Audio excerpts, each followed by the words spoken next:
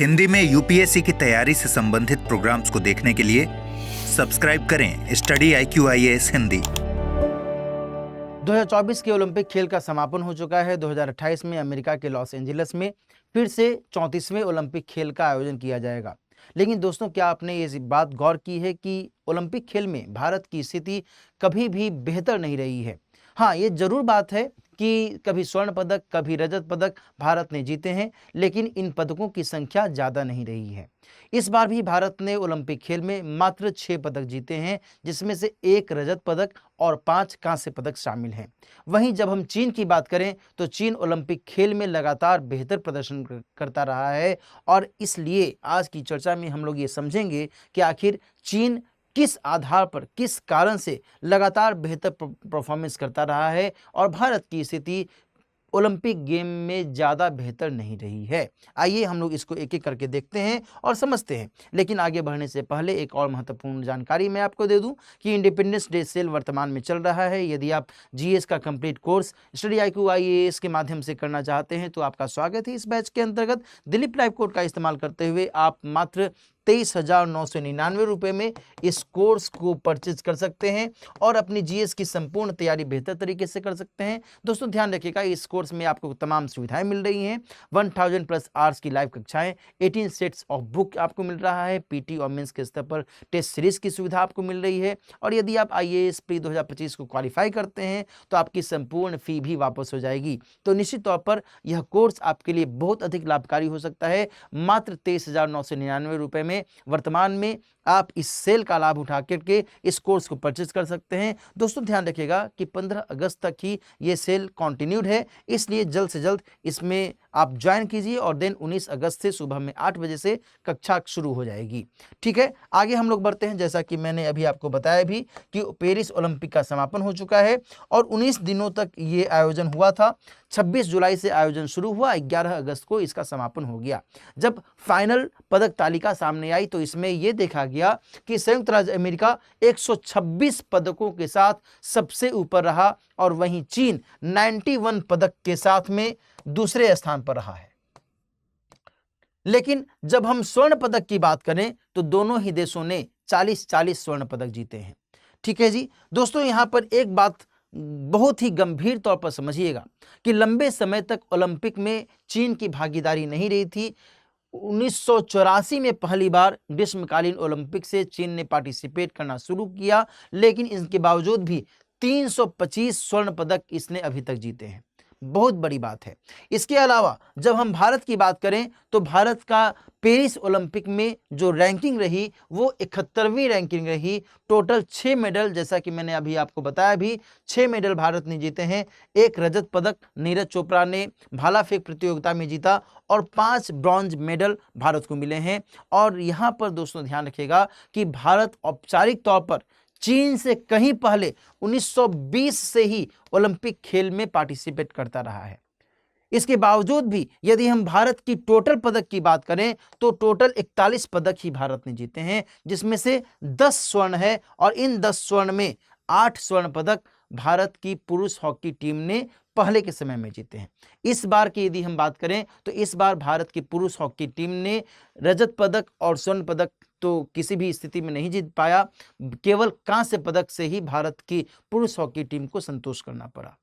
Getting it? तो यहाँ पर ये सारे आंकड़े ये दर्शाते हैं कि कहीं ना कहीं भारत में जो ओलंपिक खेल को लेकर के या फिर ओलंपिक खेल से संबंधित अन्य महत्वपूर्ण जितने भी खेल के प्रकार हैं उनमें भारत को और अधिक परफॉर्मेंस बेहतर करने की ज़रूरत है, और तब जाकर के जो रैंकिंग है इसमें सुधार की संभावना देखी जा सकती है।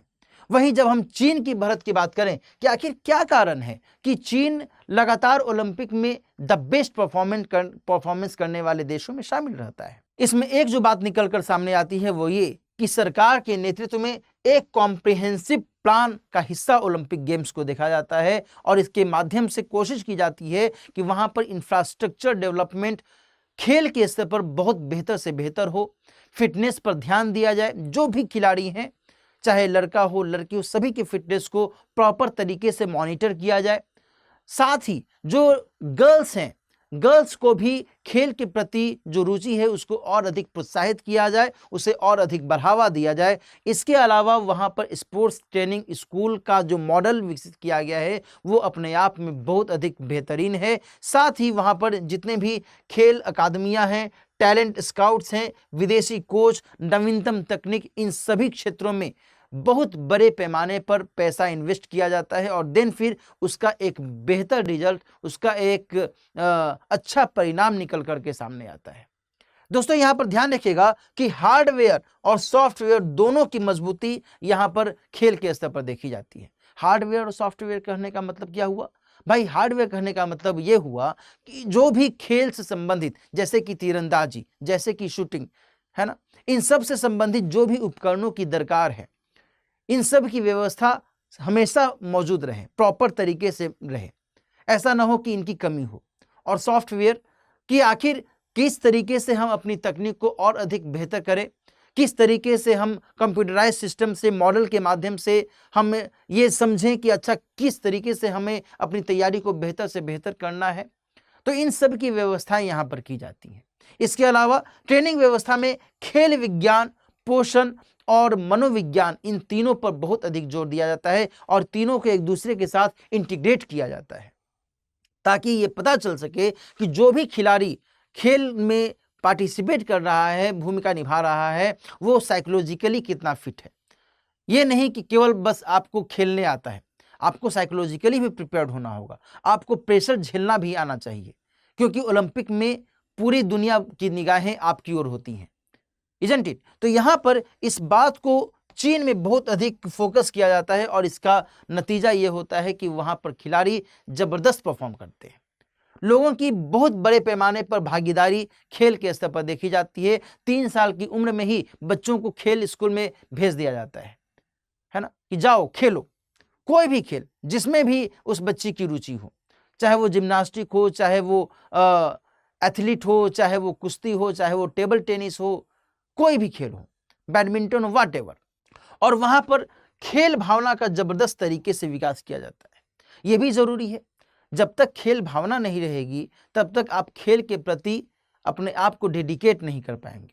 और खेल भावना में एकजुटता जरूरी है, खेल भावना में समर्पण जरूरी है ना, खेल भावना में प्रतिबद्धता जरूरी है, अनुशासन जरूरी है और इसका ख्याल रखा जाना जरूरी है। यदि आप इसका ख्याल नहीं रखते हैं तो फिर आप खेल भावना के साथ नहीं खेलेंगे और शायद बेहतर परिणाम आप न दे सकें। तो यहाँ पर चीन में इन बातों को बहुत अधिक तवज्जो दी जाती है। साथ ही खेल स्कूलों में ओलंपिक के हिसाब से लक्ष्य को टारगेट किया जाता है कि भाई 4 साल बाद, जैसे कि उदाहरण के तौर पर मान लीजिए कि 2028 में लॉस एंजलिस में खेल का आयोजन किया जाना है, तो इसका मतलब ये नहीं है कि आप 3 साल तक, 3.5 साल तक यूं ही बैठे रहेंगे।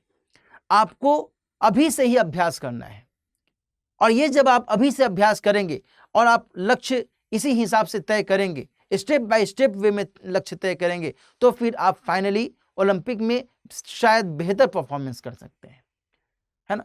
चीन में दोस्तों ध्यान रखिएगा 3 से ज्यादा की उम्र के बच्चे बेहद कड़ी ट्रेनिंग से गुजरते हैं, है ना। कई सारे यूट्यूब पर उनके वीडियो भी आते रहते हैं, शायद आपने देखा भी हो। ऐसे क्षेत्रों पर खास तौर पर फोकस किया जाता है जहां से संभावना है कि मेडल हमें ज्यादा मिल सकता है।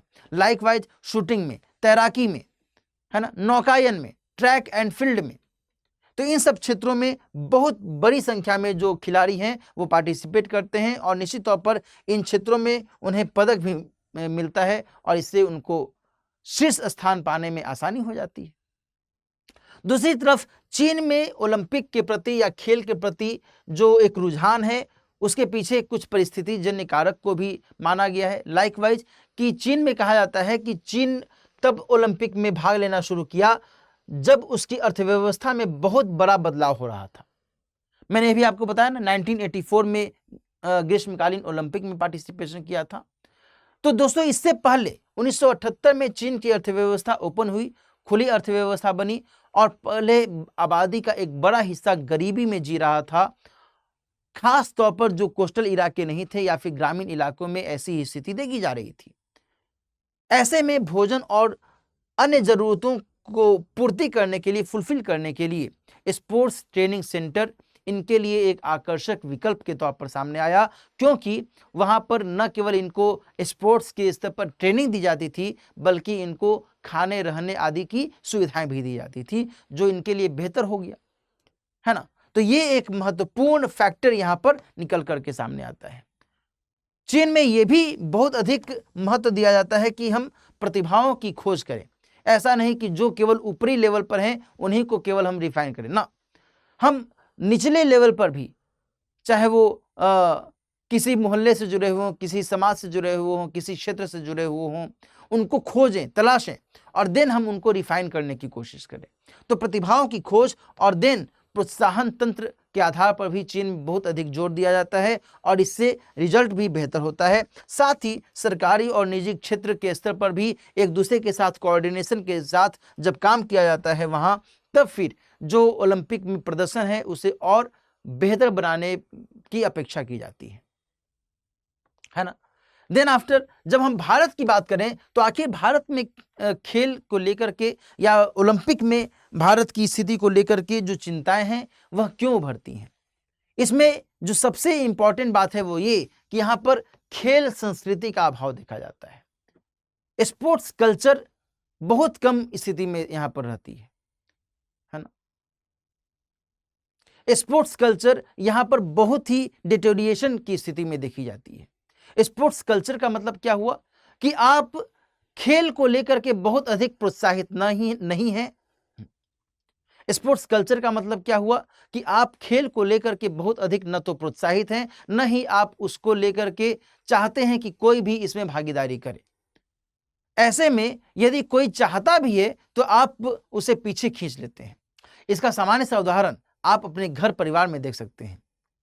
पढ़ोगे लिखोगे बनोगे नवाब, खेलोगे कूदोगे बनोगे खराब, ये आपने जरूर सुना होगा, इजंट इट। तो ये स्थितियां यहां पर देखी जाती हैं।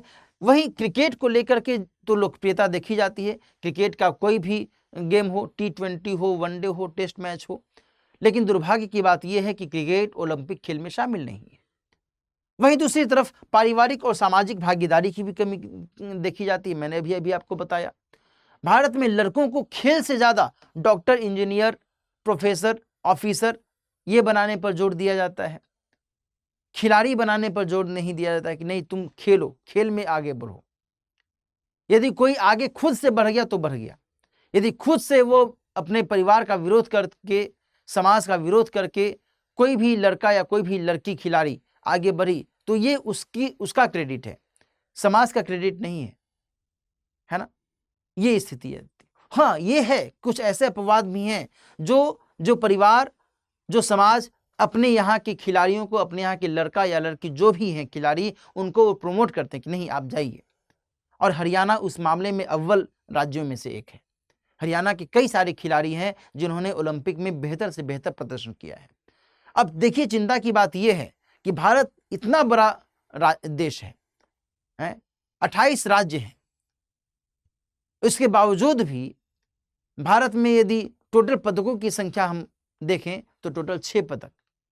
यदि एक एक राज्य से भी एक एक खिलाड़ी के द्वारा पदक जीता गया होता तो 28 पदक भारत के पाले में आते, लेकिन ऐसा नहीं है। और ये केवल एक कयास ही लगाया जा सकता है कि आगे आने वाले कुछ एक सालों में शायद ऐसी स्थिति देखने को मिले, है ना। दोस्तों, यहां पर एक जो दिक्कत है वो ये है कि सरकारों के स्तर पर भी प्राथमिकता नहीं दी जाती है। जब सरकार के स्तर पर प्रमोशन नहीं किया जाएगा तो फिर जो खिलाड़ी हैं वो भी ज्यादा एफर्ट नहीं लगाएंगे, कुछ समय तक एफर्ट लगाएंगे फिर वो भी हतोत्साहित हो सकते हैं।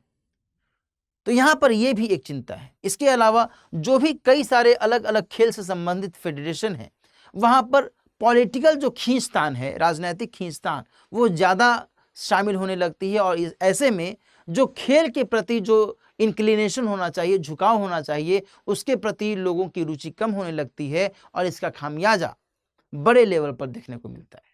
साथ ही खेल इंफ्रास्ट्रक्चर और डाइट भी नाकाफी है। डाइट का कहने का मतलब कि खिलाड़ी को कितना भोजन करना चाहिए, कितना उसको पोषक तत्व मिलना चाहिए, ज्यादा कम, संतुलन, इसको लेकर के भी ध्यान में रखने की आवश्यकता है। इंफ्रास्ट्रक्चर यदि नहीं रहेगा तो फिर न तीरंदाजी के लिए इंफ्रास्ट्रक्चर है, न निशानेबाजी के लिए इंफ्रास्ट्रक्चर है, तो फिर कैसे वो खेलेंगे?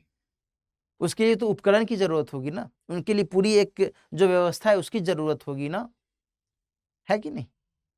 तुर्की जैसा जो निशानेबाज है वो तो बहुत ही बिरले होते हैं, जिसको किसी भी उपकरण की जरूरत नहीं होती है, इजंट इट? है ना? तो यहां पर इस बात को ध्यान में रखने की आवश्यकता है, खेल कूद की बुनियादी सुविधाओं पर बहुत कम खर्च होता है, जिसके कारण जो बेहतर परफॉर्मेंस हो सकता था, जिसकी संभावना जताई जा सकती थी, वो नहीं हो पाता है। सरकार के द्वारा फंड्स बेहद कम खर्च किए जाते हैं। ये सब कुछ ऐसे ड्रॉबैक्स हैं जिसको सरकार को ध्यान देने की जरूरत है, तब जाकर के कुछ बेहतर परिणाम की आशा की जा सकती है।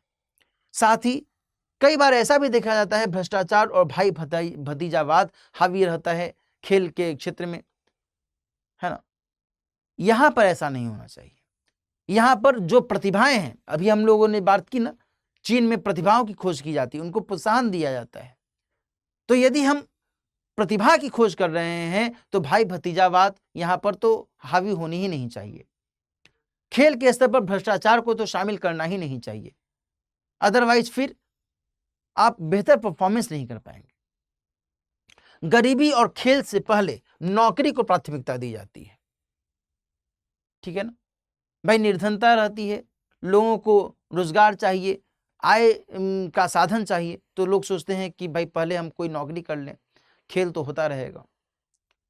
लेकिन आप एक बार सोचिए, विचार कीजिए कि यदि खेल भावना को प्रोत्साहित किया जाता है बेसिक लेवल से, तो फिर जो निर्धन स्थिति में है वो भी यदि बेहतर परफॉर्म करता है तो उसका भी काया पलट हो सकता है।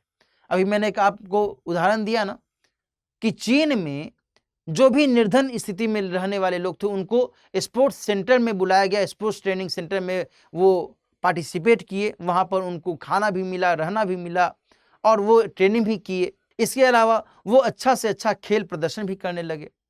तो ये सारी स्थितियां हमें ध्यान में रखने की आवश्यकता है। प्राइवेट स्पॉन्सरशिप की भी यहाँ पर कमी दिखती है, जबकि हमने चीन में बात की कि सरकार और प्राइवेट दोनों ही लेवल पर काम किया जाता है। दिक्कत यह है कि प्राइवेट स्पॉन्सरशिप खेल या खिलाड़ी को पहले से नहीं मिलता है।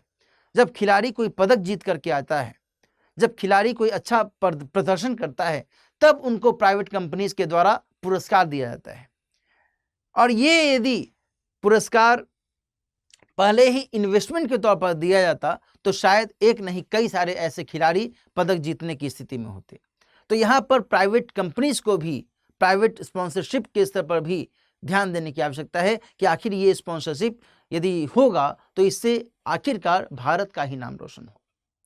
गेटिंग इट और नॉट? तो ये सारी स्थितियां यहाँ पर ध्यान में रखने की आवश्यकता है। साथ ही अब यहाँ पर यह विचारनी है कि क्या कुछ करना चाहिए भारत को अपने लेवल पर, तो चीन के मॉडल से सीखने की जरूरत है। बुनियादी और आधुनिक खेल इंफ्रास्ट्रक्चर डेवलप किया जाए ताकि लोग जो भी खिलाड़ी हैं वो उसमें पार्टिसिपेट करें। भ्रष्टाचार और भाई भतीजावाद को रोकने के लिए एक स्वतंत्र संस्था बनाने की जरूरत है ना? खेल भावना के लिए प्रोत्साहन पर जोर देने की जरूरत है। हालिया सालों में हालांकि इस पर फोकस किया गया है। और प्राइवेट स्पॉन्सरशिप के लिए प्रावधान करने की जरूरत है, जिसके बारे में मैंने अभी आपसे बात भी की। तो ये सारी जो गतिविधियां हैं इन पर ध्यान देने की आवश्यकता है, तब जाकर के 2028 का ओलंपिक हो या 2032 का ओलंपिक हो या फिर 2036 का ओलंपिक हो, जिसके लिए भारत खुद भी विचार कर रहा है कि हम इसकी मेजबानी करेंगे। तो भाई आप मेजबानी करेंगे तो इतनी तो कुव्वत होनी ही चाहिए ना भारत में, भारत के खिलाड़ियों में, कि वो अच्छी संख्या में मेडल भी जीत सके। और ये इतना आसान नहीं है, इसके लिए अभी से प्रयास करना होगा। अभी लगभग 12 साल का समय शेष है और यदि भारत को मेजबानी मिल जाती है तो निश्चित तौर पर यह एक बहुत बड़ा अवसर होगा भारत के लिए ओलंपिक में एक अच्छा प्रदर्शन करने का। लेकिन इसके लिए अभी से तैयारी करने की जरूरत हो। हम उम्मीद करते हैं कि भारत और भारत के खिलाड़ी ओलंपिक खेल में और बेहतर से बेहतर प्रदर्शन करने के लिए जी जान एक कर देंगे। जो भी आवश्यकताएं हैं, अपेक्षाएं हैं, उसकी पूर्ति करेंगे और इससे निश्चित तौर पर देश को अपनी रैंकिंग सुधारने का मौका मिलेगा। आज की चर्चा में इतना ही। मिलते हैं किसी और टॉपिक के साथ, लेकिन इससे पहले एक और मैं आपको बता दूं कि यदि आप स्टडी IQ IAS के P2I बैच को ज्वाइन करना चाहते हैं तो वर्तमान में इंडिपेंडेंस डे सेल चल रहा है, आप इसका हिस्सा बन सकते हैं। दिलीप लाइव कोड का इस्तेमाल करते हुए मात्र 23,999 रुपये में इस सेल के जरिए आप इस बैच को ज्वाइन कर सकते हैं। 19 अगस्त से सुबह में 8 बजे से ये बैच शुरू हो रहा है। जल्द से जल्द इसका हिस्सा बनिए और P2I बैच के जरिए अपनी GS की तैयारी को और बेहतर कीजिए। मिलते हैं फिर, अपना ख्याल रखिए, ऑल द बेस्ट। हिंदी में यूपीएससी की तैयारी से संबंधित प्रोग्राम्स को देखने के लिए सब्सक्राइब करें स्टडी IQ IAS हिंदी।